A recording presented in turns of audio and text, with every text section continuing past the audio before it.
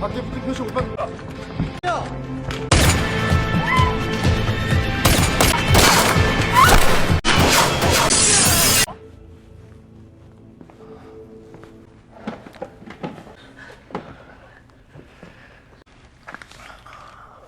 내가 말 시키기 전에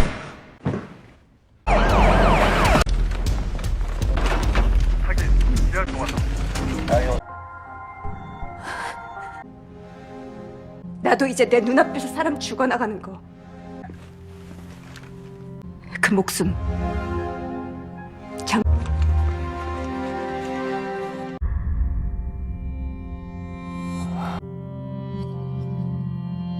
현주야.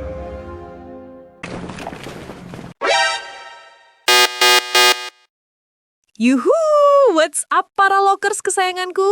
Balik lagi sama gue di channel paling heboh, paling asoy, dan paling ngertiin perasaan kalian di tanggal tua.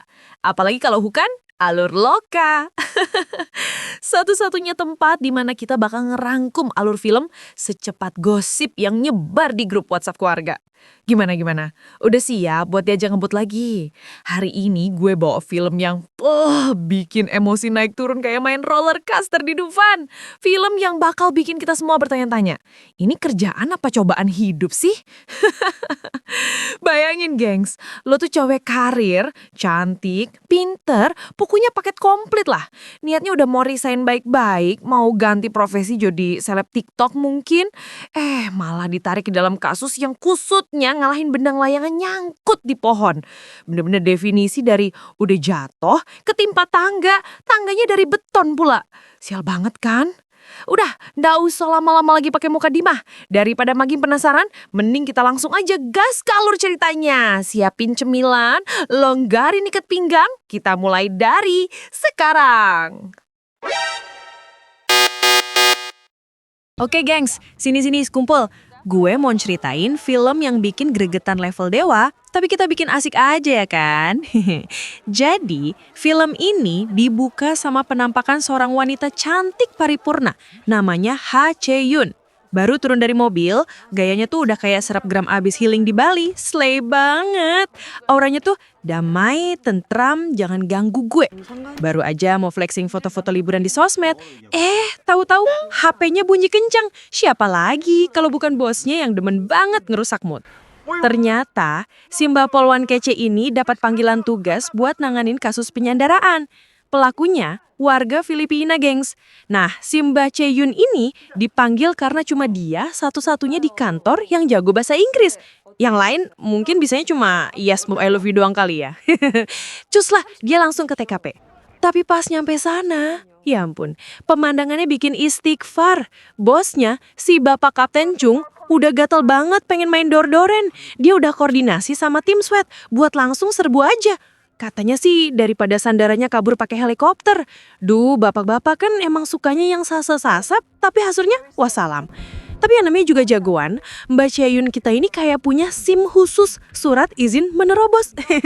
Perintah atasan, dia baik kan? Dia langsung nekat turun tangan sendiri, nyamperin si penyandara buat ngobrol cantik. Di dalam, dia nemuin 2 orang sandara, salah satunya cewek, namanya Hyunju. Wah, hati Mbak Chae-yoon langsung meleleh, kayak es krim kena panas Jakarta. Kasian banget. Dia udah coba nego loh, udah bang, lepasin aja mereka. Nanti saya pesenin helikopter bintang 5, ada AC-nya. Gitu kali ya, kira-kira. Tapi, dari antah berantah, tiba-tiba ada suara, der! Si penyandara langsung gejat-gejat terus tumbang. Ditembak sniper dong, situasi langsung ambiar, kacau balau. Negosiasi Mbak Chae-yoon gagal total. Dan yang paling bikin nyesek, dia nggak bisa nyelamatin para korban. Duh, sedih banget.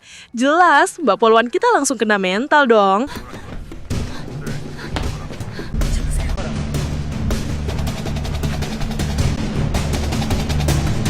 Akhirnya setelah lama ngurung diri, dia balik ke kantor cuma buat satu hal, ngasih surat pengunduran diri ke Kapten Chung.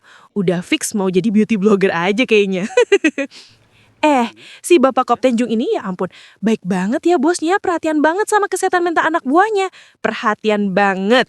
Bukannya dibaca atau dikasih wajangan, suratnya malah dicuekin, malah dikasih tugas baru. Terus si bapaknya sendiri pamit mau cuti liburan. Enak banget hidup lupa. Ya udah, Mbak Chaeyoon pulang ke apartemennya dengan status setengah nganggur. Udah siap-siap maraton drakor sambil makan seblak. Lagi enak-enak ngayal, HP-nya bunyi lagi. Kali ini dari komandannya, si Hyuk-soo. Disuruh pakai seragam lagi cepet-cepet. Katanya ada panggilan dari bos paling gede, Komisaris Polisi Monharuk. Jeng jeng jeng. 아이씨, 진짜 미쳤나? 너 어디 아니, 나 사표 낸 거 모르세요? Mbak Chaeyoon yang masih bingung 7 keliling tiba-tiba diajak masuk ke ruangan rahasia yang kayak di film-film James Bond gitu loh. Canggih banget. Isinya bata-bata pejabat yang mukanya serius banget. Kayak lagi mikirin cicilan KPR. Nalo-nalo, kira-kira Mbak Chaeyoon mau disuruh ngapain lagi? Disuruh lunasin utang negara? 빨리 와요. Oke, jadi si Mbak Cheon udah di dalam ruangan penuh bapak-bapak penting nih. Dia masih cengok, belum dikasih briefing, tiba-tiba langsung disuruh kerja. Tugasnya negosiasi sama penjahat kelas kakap namanya Min Taegu. Kata si bapak-bapak sih, si Taegu ini lagi nongkrong cantik di markasnya di Thailand. Jauh bener bang mainnya. Layar pun nyala dan muncullah muka si Min Taegu ini. Ganteng sih, tapi kelakuannya Masya Allah. Bukan yang ngasih daftar tuntutan kayak minta Indomie rasa soto 100 dus atau apa gitu. Dia malah ngegombal. Halo Mbak Chaeyoon, cantik banget deh. Nanti kita ngedate ya. Hello Wong, ini lagi penyandaraan mas, bukan acara take me out. Jadi si Mbak Chaeyoon yang profesional jelas kesel dong. Ini orang maunya apaan sih gitu kali ya di dalam hatinya. Karena mau dikasih info apa-apa dan si penjahatnya malah ngajak kenalan dengan sekali sentuhan. Klik, teleponnya langsung ditutup. Mampus! Para pejabat di ruangan langsung melotot kaget lihat kenekatan Mbak Polwan kita. Savage banget emang. Hehehe. Karena si Mbak Jagoan ini ngambek, para pejabat coba ganti strategi. Mereka manggil bapak-bapak lain namanya Yongsuk buat ngelanjutin nego. Tapi si Taegu ini seleranya tinggi kayaknya. Begitu lihat yang nongol bapak-bapak, dia langsung ngerasa diremehin. Halah, kok yang keluar bapak-bapak? Mungkin gitu pikirnya. Terus buat nunjukin kalau dia nggak main-main, dia ngeluarin kartu asnya. Kameranya geser dan jeng jeng jeng yang disandara ternyata Kapten Jung. Iya, bosnya si Cheon yang itu yang tadi ngenyuekin surat resignnya dia itu. Wah, karma instan ini namanya. Sekarang si bapaknya lagi diikat, gak bisa liburan deh. Rasain. Situasi langsung 180 derajat berubah. Ini mah udah bukan urusan negara, tapi udah urusan personal. Akhirnya si Mbak Jagoan ini turun gunung lagi. Nah, baru deh para pejabat ini ngasih tahu cerita lengkapnya. Katanya si Taegu ini bos geng di Asia Tenggara. Terus media namanya Dahen Daily ngirim wartawan buat ngeliput. Malah diculik bareng si Kapten Jung. Tugas Cheon sekarang apa? Mak, tolong ya, ajak ngobrol aja sama si Taegu. Ngobrolin apa kek, resep rendang, drama Korea terbaru, pokoknya ulur waktu. Kenapa? Karena pasukan khusus udah OTW mau ngegrebek markasnya di Thailand. Asik! 이제 도착한다. 섬으로 수상 침투한다. 작전 개시 시각은 시간 맞춘다.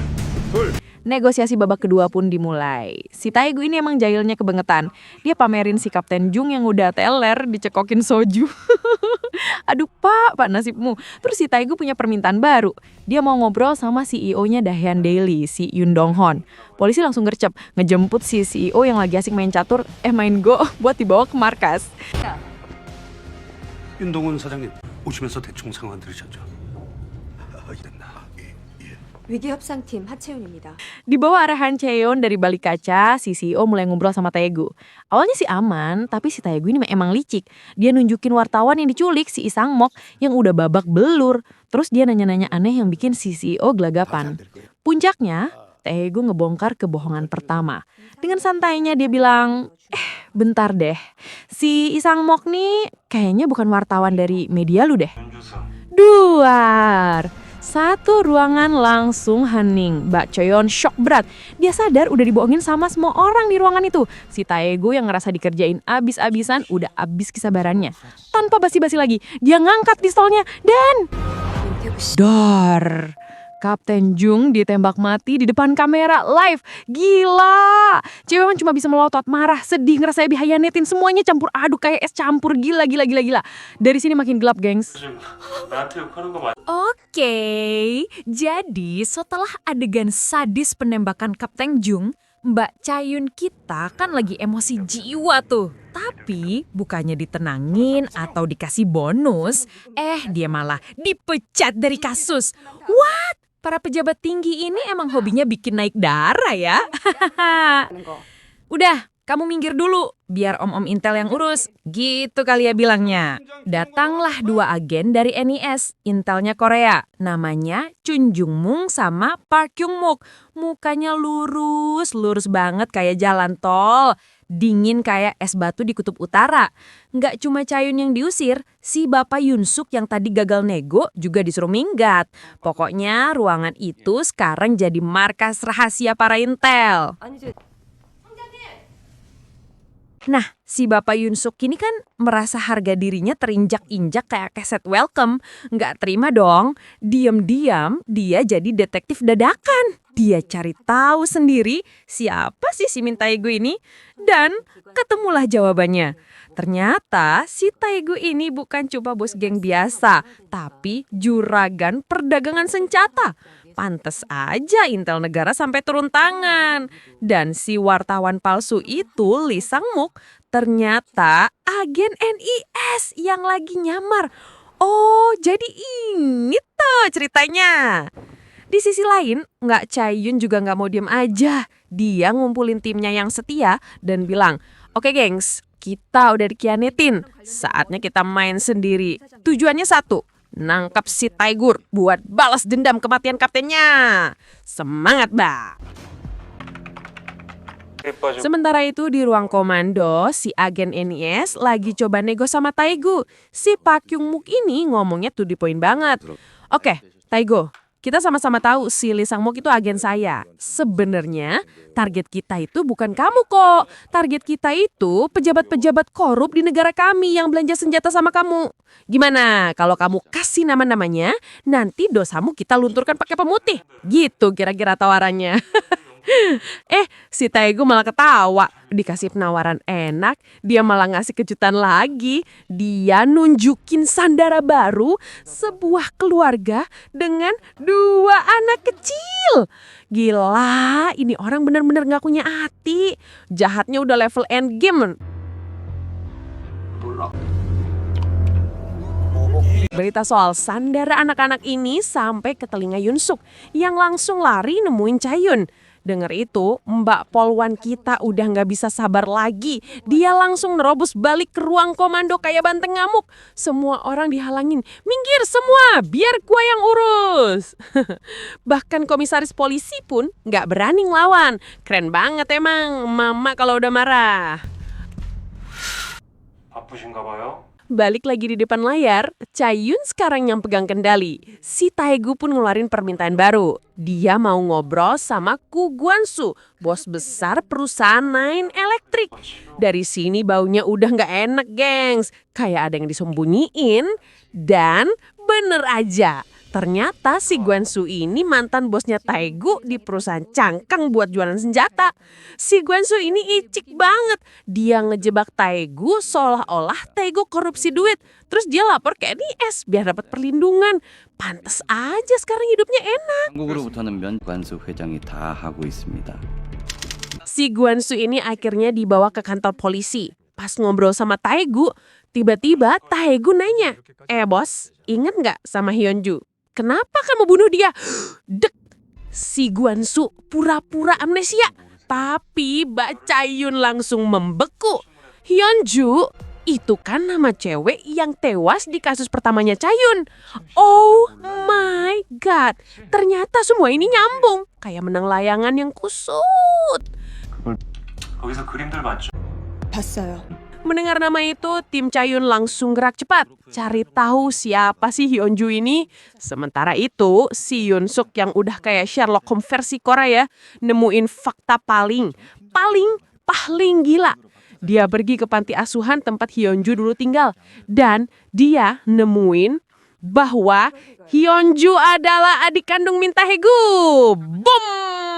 Pantes aja dia ngamuk-ngamuk kayak gitu. Ini bukan soal duit atau senjata lagi, gengs. Ini soal balas dendam. Gila, ceritanya makin dalam dan gelap. Jadi, setelah kebenaran terungkap kalau ini semua adalah drama balas dendam seorang kakak, para pejabat korup ini satuan langsung panik berjamaah. Di kantornya yang mewah, si Ku Guansu sama Ketua Keamanan Nasional si Bapak Huang udah kayak cacing kepanasan. Gimana enggak? Nama mereka disebut di siaran langsung yang lagi viral se-Korea. Malu-maluin banget kan? 뭐하고 있어? 조금 전 생중계 화면에 나왔 지방경찰청 위기업 상품에 정중구 경정으로 숨진 것으로 추정되는 사람의 신원이 밝혀졌습니다. Tanpa mikir panjang dan kayaknya otaknya ketinggalan di rumah, si Bapak Huang ini ngambil keputusan paling brilian. Dia telepon pasukan khusus yang lagi gabut di Selat Malaka dan teriak, serang markasnya, rusakin generatornya, matiin live streamingnya sekarang juga. Logikanya, nggak ada siaran, nggak ada masalah. Pinter banget ya, Pak. Di ruang komando, Mbak Chae-yun denger perintah itu langsung pengen pingsan. Bapak, waras. Itu koneksi kita satu-satunya. Kalau generatornya hancur, mereka bakal buta total. Gak bisa lihat kondisi para sandara, terutama anak-anak kecil itu. Dia udah mohon sampai suaranya serak, tapi ya mana didengarin. Pas pasukan mulai menyerbu, si Taegu ini ngeluarin jurus pamungkasnya. Dia nunjukin kalau semua sandara, termasuk anak-anak, udah dipakein rompi bom. Anjrit, ini mah udah gila beneran. Mbak Chae-yun udah teriak-teriak histeris. Stop! Atau mereka semua meledak. Tapi si Huang nih seberang sana cuma jawab, bodoh amat. Yang penting Taegu musnah. Duh, emang kalau udah panik akal sehat tuh kayaknya langsung menguap ya. Blor. Suara ledakan kedengaran, terus semua layar mati. Hening, gelap. Mbak Chae-yun langsung lemas. Gagal lagi. Rasanya kayak dejavu pas dia gagal nyelamatin Hyunju. Dia udah pasrah, tapi pas matanya lagi nanar liatin layar yang mati, otaknya jenius itu tiba-tiba loading. Dia ngeliat sesuatu yang aneh di gambar terakhir sebelum semuanya gelap. Sinar matahari. Tunggu. Cahayanya kok kayak cahaya matahari sore di Seoul ya? Bukan cahaya panas terik di Thailand. Otaknya langsung nyambung kayak wifi dapat sinyal 5G.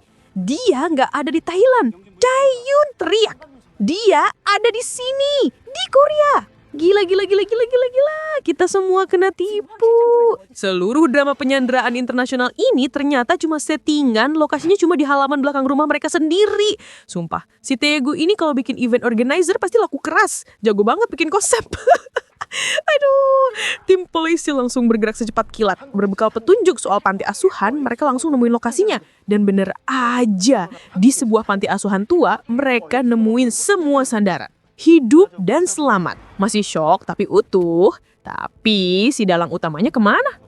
Taegu udah cabut dari sana. Dia udah gak butuh sandara lagi. Sekarang dia siap buat konser balas dendamnya. Aduh, bakal ada pertumbahan darah apa lagi nih? Makin deg-degan kan? Si Taegu sekarang udah jadi lone wolf, serigala sendirian yang siap menerkam. Tujuannya? Udah jelas banget kayak papan reklame di perempatan jalan. Kantor Nine Electric. Tempat di mana para biang kerok, si Huang dan Guansu lagi ngopi-ngopi cantik. 같이 갈래? Mbak Chae-yun langsung ngamuk ke staf kepresidenan. Pokoknya kerahkan semua kekuatan. Atau saya viralin semua kebobrokan kalian. Ancamannya manjur dong. Seluruh kota langsung heboh. Suara sirene di mana-mana. Semua polisi dan pasukan khusus ngebut menuju satu titik. Gedung Nine Electric. Udah kayak mau ada konser BTS dadakan. Tapi ya namanya juga Taegu, dia itu gerakannya lebih cepet dari diskon flash sale. Pas polisi baru nyampe parkiran, dia udah di dalam. Udah ngelumpuhin semua satpam pakai gaya Rembo. Dan sekarang dia lagi berdiri gagah di ruang rapat. Di depannya para bapak-bapak pejabat yang tadi sok kuasa. Sekarang udah pucet pasi kayak abis lihat tagihan kartu kredit.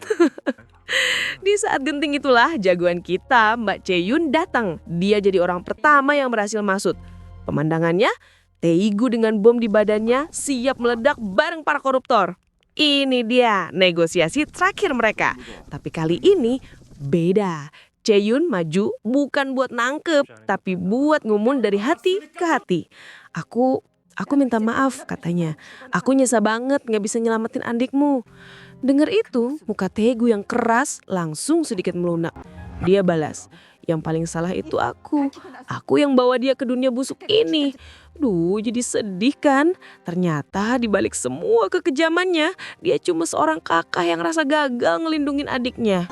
Tapi ketika momen melankolis itu terjadi dari gedung seberang, dor! Sebuah tembakan jitu melanda tepat di tubuh Taegu. Dia tumbang, mati. Sebelum dia bisa menyelesaikan balas dendamnya, dia udah dibungkam selamanya oleh sistem yang dia lawan. Jaehyun shock. Dia lari ke arah Taegu, sedih karena saksi kunci dari semua kebusukan itu udah gak ada. Pas dia periksa bom di badannya, hatinya makin hancur. Bomnya palsu, gengs, cuma mainan. Dia gak pernah niat meledak. Dia cuma pengen bikin keributan yang cukup besar biar semua mata tertuju padanya. Biar kebenaran itu bisa terungkap. Oh my god, Taegu. 내 문자와 함께 수 있으며 입니다. 만약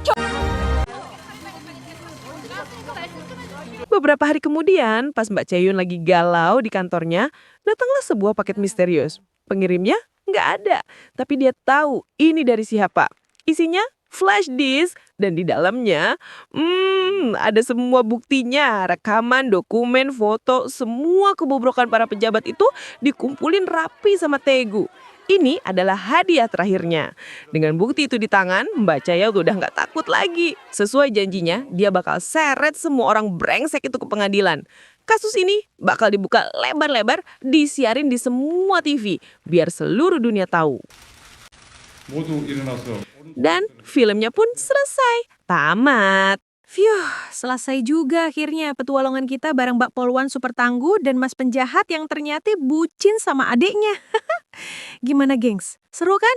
Udah kayak nonton sinetron Azab versi Korea. Tapi ini lebih keren dan gak ada adegan pintunya dibanting-banting. Moral dari cerita ini apa lokers? Pertama, jangan pernah nyepelekin kekuatan seorang cewek yang lagi PMS. Maksudnya yang lagi memperjuangkan keadilan. Kedua, sejahat-jahatnya orang kadang motifnya itu simpel, demi keluarga. Dan yang ketiga, yang paling penting, jangan pernah jadi pejabat korup. Nanti kualat disamperin sama orang nekat, kayak Min Taegu, kan repot. Oke deh, segitu dulu cerita super ngebut dari Alur Loka hari ini. Gue udah capek teriak-teriak, tenggorokan rasanya udah kayak gurun Sahara, butuh disiram es teh manis jumbo. Kalau kalian suka sama gaya cerita gue yang receh tapi nagih ini, jangan diem-diem bye dong. Tunjukin cita kalian dengan cara klik tombol like yang jempolnya ke atas itu ya. Jangan yang ke bawah, nanti gue sedih seharian. Terus jangan lupa juga buat ninggalin jejak di kolom komen. Mau request film apa, mau ngatain gue lebay, mau curhat soal mantan, bebas. Gue baca semua kok sambil nyempilin rengginang. Dan yang paling penting, biar kita bisa terus gibain film-film seru lainnya, jangan lupa pencet tombol merah bertuliskan subscribe dan nyalain lonceng notifikasinya, biar kalian jadi yang pertama tahu kalau gue upload video baru. Oke? Sampai ketemu di alur cerita selanjutnya yang pastinya bakal lebih gila lagi. Gue pamit undur diri, dadah lokers kesayangan. Muah!